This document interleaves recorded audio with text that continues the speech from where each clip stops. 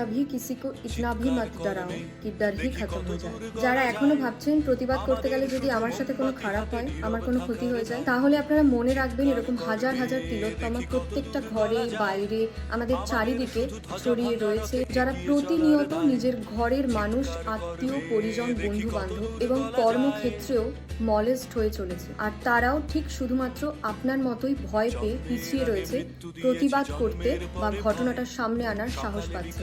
তাই আপনার একটা প্রতিবাদ তিলোত্তমার জাস্টিস পাওয়ার জন্য অনেকটা ভূমিকা পালন করে।